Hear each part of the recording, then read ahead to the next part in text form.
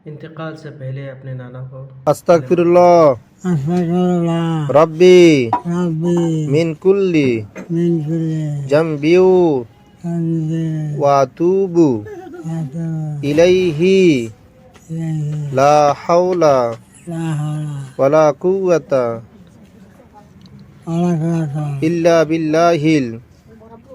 إلا بالله আলিয়্যিল আযীম العلي العظيم লা ইলাহা